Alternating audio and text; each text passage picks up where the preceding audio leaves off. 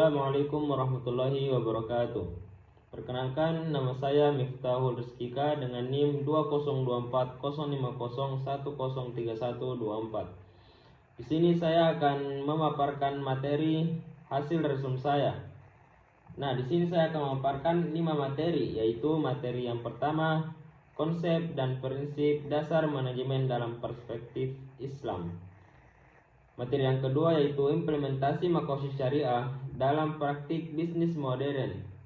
Materi ketiga yaitu etika bisnis Islam sebagai landasan keunggulan kompetitif. Materi keempat yaitu kepemimpinan Islam dalam organisasi bisnis. Dan materi yang terakhir yaitu materi kelima, manajemen sumber daya insani berbasis nilai syariah. Baik, langsung saja ke materi yang pertama, itu yang berjudul konsep dan prinsip dasar manajemen dalam perspektif Islam. Nah, adapun pengertian manajemen dalam Islam. Manajemen adalah proses perencanaan, pengorganisasian, pelaksanaan, dan pengawasan untuk mencapai tujuan secara efektif dan efisien. Dalam Islam, manajemen tidak hanya berfokus pada hasil duniawi, tetapi juga nilai spiritual dan moral seperti kejujuran, amanah, keadilan, dan tanggung jawab. Selanjutnya yaitu konsep dasar manajemen dalam Islam. Konsepnya sama seperti manajemen modern tetapi berlandaskan nilai Islam, yaitu perencanaan, menyusun tujuan dan langkah secara terarah. Yang kedua, pengorganisasian, membagi tugas dan membangun kerjasama. Yang ketiga, pelaksanaan, yaitu menjalankan tugas dan tanggung jawab dan profesional. Dan yang keempat, pengawasan, yaitu mengontrol dan mengevaluasi pekerjaan dengan kesadaran bahwa Allah selalu mengawasi. Selanjutnya, prinsip-prinsip manajemen Islam.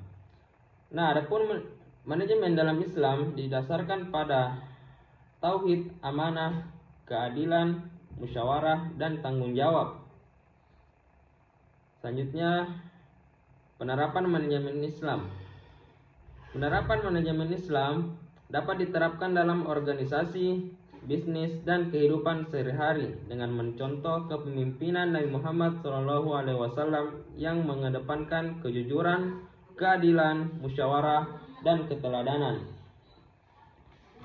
Selanjutnya, adapun kesimpulan dari manajemen dalam perspektif Islam adalah pengelolaan organisasi yang menggabungkan fungsi manajemen modern dengan nilai-nilai Islam, sehingga tujuan tercapai tidak hanya secara materi tetapi juga mendapat ridho Allah Subhanahu wa taala.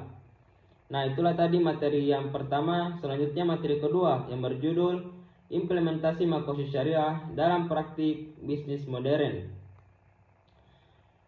Adapun pengertian makosid syariah yaitu tujuan hukum Islam untuk mewujudkan kesejahteraan manusia. Fokus utamanya adalah menjaga 5 hal ini, yaitu yang pertama agama, yang kedua jiwa, yang ketiga akal, yang keempat keturunan, dan yang kelima harta. Nah, adapun prinsip-prinsip makosid syariah terbagi menjadi 5 bagian, yaitu yang pertama keadilan, yang kedua kejujuran, yang ketiga amanah atau dapat dipercaya, yang keempat transparansi, dan yang kelima tanggung jawab sosial. Selanjutnya, konsep bisnis dalam Islam. Bisnis diperbolehkan selama tidak mengandung riba dan tidak ada gharar atau ketidakjelasan, tidak ada penipuan, dan dilakukan atas dasar suka sama suka. Selanjutnya, implementasi dalam bisnis modern terbagi menjadi 6 bagian, yaitu yang pertama, sistem keuangan syariah atau tanpa riba bagi hasil. Yang kedua, bisnis yang jujur dan transparan. Yang ketiga, perlindungan konsumen. Yang keempat, kesejahteraan karyawan. Yang kelima, tanggung jawab sosial perusahaan. Dan yang keenam, kepedulian terhadap lingkungan. Nah, selanjutnya adapun kesimpulan dari makosid syariah, yaitu bertujuan menciptakan kemaslahatan dengan menjaga 5 aspek utama kehidupan. Penerapannya dalam bisnis modern menghasilkan sistem yang adil, etis, dan tidak hanya menguntungkan secara materi, tetapi juga membawa keberkahan bagi masyarakat. Nah, itulah tadi materi yang kedua. Selanjutnya materi yang ketiga dengan judul Etika Bisnis Islam sebagai Landasan Keunggulan Kompetitif. Adapun pengertian etika bisnis Islam yaitu nilai dan prinsip moral dalam menjalankan bisnis berdasarkan Al-Quran dan hadis. Adapun tujuannya yaitu mendapatkan keuntungan yang halal, memberikan manfaat bagi masyarakat, dan mendapatkan keberkahan dari Allah. Dan ciri pentingnya yaitu menghindari riba, tidak menipu, tidak curang, dan tidak merugikan orang lain. Selanjutnya, prinsip-prinsip etika bisnis Islam. Ada 5 bagian prinsip-prinsip etika bisnis Islam, yaitu yang pertama kejujuran, yang kedua amanah, yang ketiga keadilan, yang keempat transparansi, dan yang kelima tanggung jawab. Adapun etika bisnis Islam sebagai keunggulan kompetitif. Etika bisnis Islam dapat menjadi strategi penting dalam persaingan bisnis karena dapat meningkatkan kepercayaan konsumen, membangun citra perusahaan yang baik, dan menciptakan hubungan harmonis dengan karyawan dan mitra, dan dapat menjamin keberlangsungan bisnis jangka panjang. Adapun kesimpulannya, yaitu etika bisnis adalah pedoman moral dalam bisnis berdasarkan ajaran Islam. Etika ini mampu menciptakan keunggulan kompetitif melalui kepercayaan dan reputasi. Nah, itulah tadi materi ketiga. Selanjutnya materi keempat dengan judul Kepemimpinan Islam dalam Organisasi Bisnis. Adapun pengertian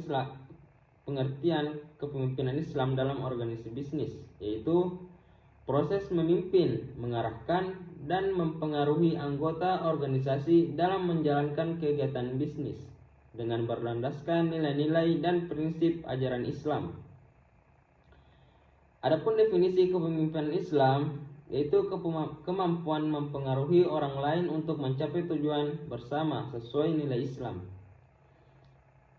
Proses membimbing organisasi dengan prinsip amanah, jujur, adil, dan tanggung jawab. Pemimpin sebagai khalifah yang bertugas menjaga kemaslahatan bersama. Selanjutnya, dasar kepemimpinan. Dasar kepemimpinan dibagi menjadi 3 bagian yaitu Al-Quran, hadis Nabi Muhammad SAW, dan prinsip musyawarah. Selanjutnya, konsep kepemimpinan Islam. Kepemimpinan dalam Islam adalah amanah atau tanggung jawab yang harus dijalankan dengan jujur, adil, dan bertanggung jawab. Selanjutnya, prinsip-prinsip kepemimpinan Islam terbagi menjadi 4 bagian yaitu yang pertama amanah, yang kedua keadilan, yang ketiga musyawarah, dan yang keempat keteladanan.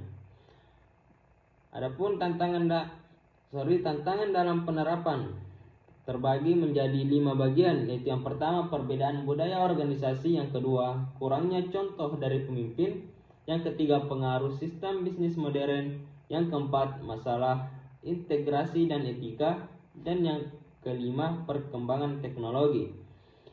Adapun kesimpulannya, kepemimpinan Islam adalah amanah yang harus dijalankan berlandaskan Al-Quran dan hadis. Nah, itulah tadi materi keempat. Selanjutnya materi kelima yang berjudul Manajemen Sumber Daya Insani berbasis nilai syariah. Adapun pengertian manajemen sumber daya insani adalah proses mengelola manusia dalam organisasi berdasarkan nilai-nilai Islam. Adapun prinsip-prinsip manajemen sumber daya insani terbagi menjadi 5 bagian yaitu tauhid, amanah, keadilan, ihsan, dan ukhuwah. Selanjutnya fungsi manajemen sumber daya insani dalam organisasi syariah yaitu fungsinya yaitu yang pertama perencanaan, yang kedua rekrutmen, yang ketiga pelatihan, yang keempat kompensasi, dan yang kelima evaluasi. Selanjutnya implementasi di lembaga syariah Contohnya di bank syariah, BMT, dan koperasi syariah. Adapun penerapannya yaitu yang pertama rekrutmen, yang kedua budaya kerja, yang ketiga kepemimpinan, yang keempat gaji, dan yang kelima penilaian. Adapun kesimpulan dari manajemen sumber daya insani berbasis syariah adalah sistem yang menggabungkan manajemen ditambah nilai agama, tidak hanya fokus keuangan tapi juga keberkahan dan moral. Nah, itulah tadi materi kelima sekaligus materi penutup dari pemaparan materi saya. Sekian dari saya, kurang dan lebihnya mohon dimaafkan. Wabillahi taufiq wal hidayah. Wassalamualaikum warahmatullahi wabarakatuh.